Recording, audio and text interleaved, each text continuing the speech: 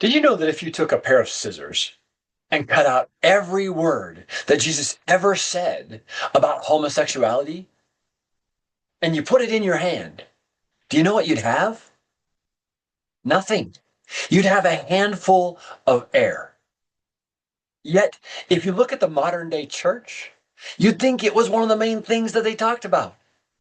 Today, I want to talk to you about why the church is so obsessed with a topic that the original founder didn't even see fit to mention, and why that obsession is causing more pain than we can possibly measure.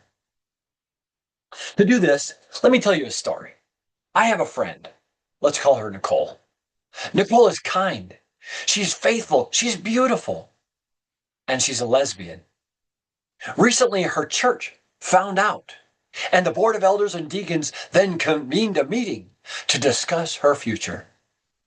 I promise you, they didn't invite her for coffee. They were summoning her to a tribunal. She was terrified. She felt she had to go, but she didn't want to go alone. When I found out about it, I told her, I'm coming with you. The look of shock and relief on Nicole's face told me everything I needed to know about the love that she expected to find in that room. We walked in, and the air was heavy.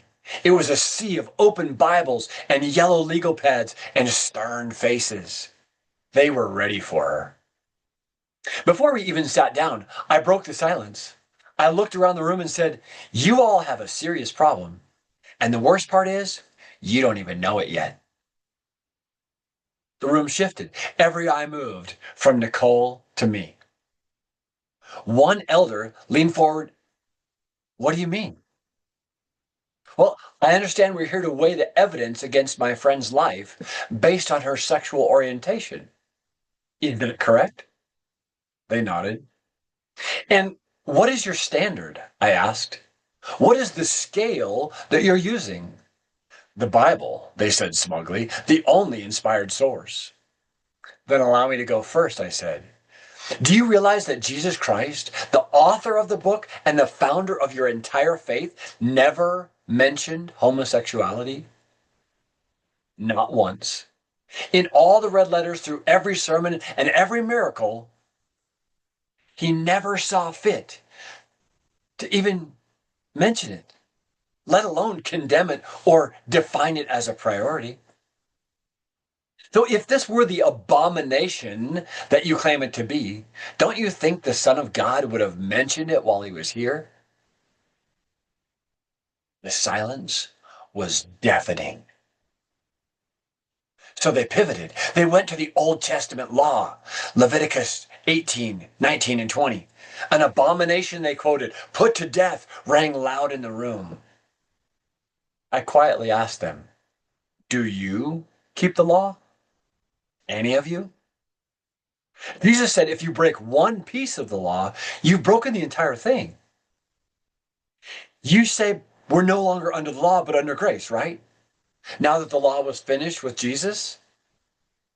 I would disagree with you there, but for the sake of this moment, answer me this. Why are you reaching back into a grave that you claim Jesus dug just to find a stone to throw at Nicole? Why is she under the law while you sit comfortably under grace? Thinking quickly, they then tried to use Jude chapter 1, verse 7, and the story of Sodom and Gomorrah, which is unnatural desires, they called it. Let's have a history lesson, I countered. Jude wasn't about two men or two women in a committed relationship. That wasn't what he was talking about. He was referencing the Watchers and the Archons from Genesis and the book of Enoch. The very book Jude quotes by name. He was talking about the intersection of the spirit realm and the human realm. Strange flesh isn't about gender. It's about species. It's about angels and humans coming together for sex. So unless you are accusing my friend of being a celestial being, you are using the wrong roadmap for this territory. Finally, one man stood up. What about Paul? Romans chapter 1, 1 Corinthians chapter 6, he calls it shameful. I walked around the table and I stood directly in front of him. Who is the founder of the authentic church? I asked. Jesus is. Correct. What man did Jesus place as the head of his church before he went away? Peter. Correct again. In fact, Jesus said, on this rock, Peter, will I build my church. Right? Right. But you're quoting Paul, who testifies. So who else testifies that Paul is Jesus' spokesperson to the Gentiles? He looked at me funny. He said, I don't understand the question. I said, well, Paul claims that he was taught by the risen Christ. Is that correct? Yes. Yet no one provides a witness for him. Even Jesus in John chapter 8 says this, if I alone testify about myself, my testimony, the Son of God who came down in flesh, my testimony is not valid. So if the master himself required a second witness to validate his own word, why do you accept Paul's self-proclamation when it contradicts the very spirit and example that Jesus set? Let me reiterate that for you. Paul is the one who admitted to being a self-appointed witness, which is in violation of Jesus' own standard and his self-testimony. Right? He openly bragged about he avoided the original apostles that Jesus had handpicked, choosing instead to consult no man instead of seeking out the rock, that is Peter, that Jesus had established as the leader of his church. He goes even further. He publicly attacked and stood against Peter to his face, accusing him of hypocrisy. You'll find that in Galatians. Get that. The very man that Jesus personally empowered to lead his church, Paul attacked. Paul contradicted the creation of God that the Most High had set up. The mandate that the Most High God set up at creation, Paul contradicted it. Remember, Jesus said, I do nothing on my own, but I do only what my Father tells me to do. So that's a very important point. We can discuss that later.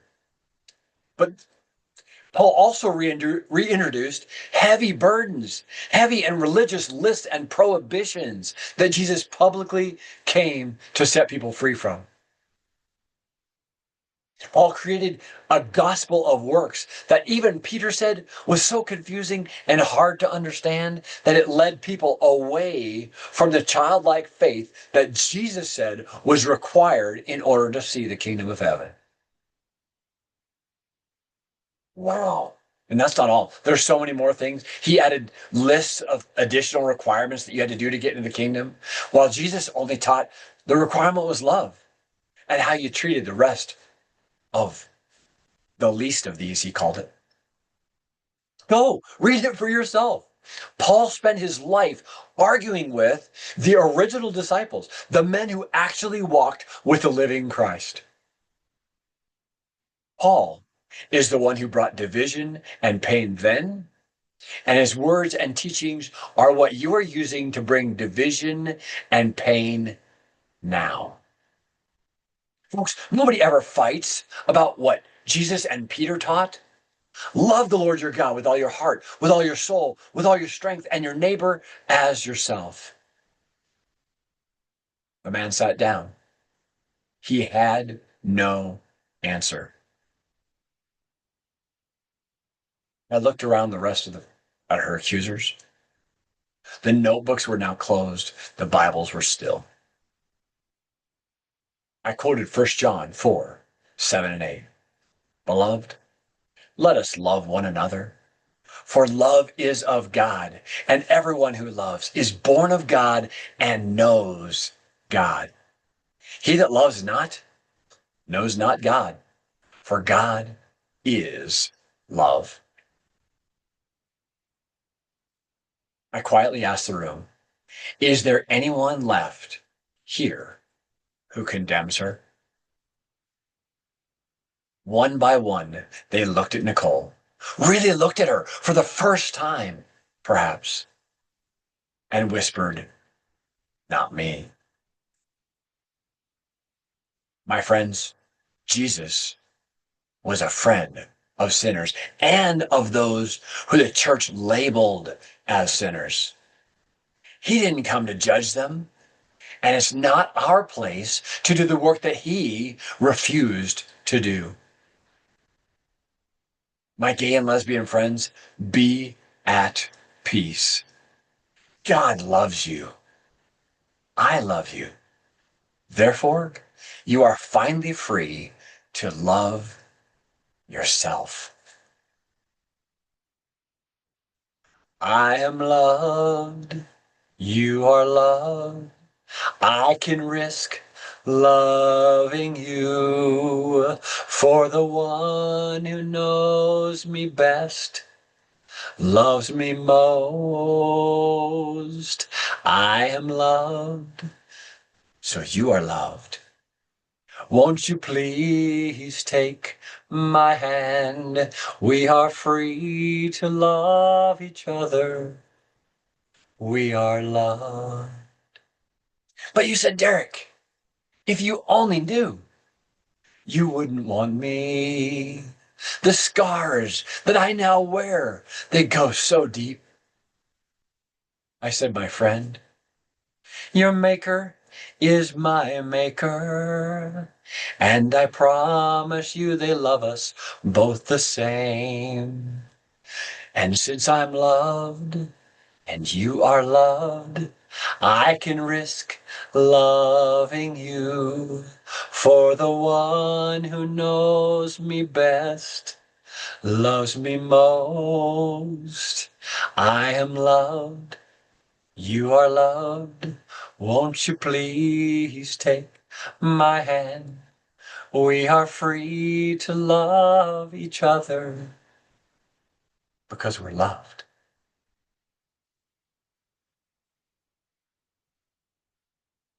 Folks, Jesus once told the religious elites of his day, "You err greatly because you do not understand the scriptures or the power of God."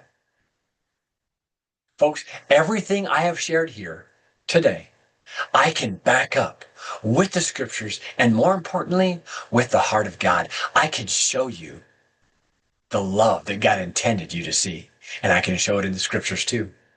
I have much more to share on this topic and on other topics that are, I feel, highly relevant in our world today.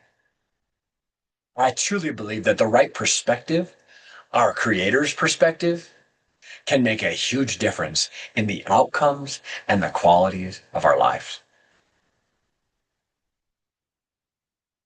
So if you've ever felt the weight of these types of religious burdens, and I feel like everyone has, or if you're looking for a way to walk in this level of freedom every day, I want you to know you don't have to do it alone. We've built a home for this exact journey called the Unleashed Spirit Tribe. It's a place where we strip away the noise and focus on what is real. I also work one-on-one with people throughout my coaching programs to help navigate these transitions and find your true footing. Now, folks, everybody knows at least 5 people that need the message that I'm sharing right now. They need the hope. They need the encouragement. They need the community. So I would encourage you, tell them, send them a link, tell them about us, and come join us as we move through the divisions and the ignorance about God in the scriptures and into a life that is truly unleashed. Come, be a part of our online community. We're waiting for you. We love you.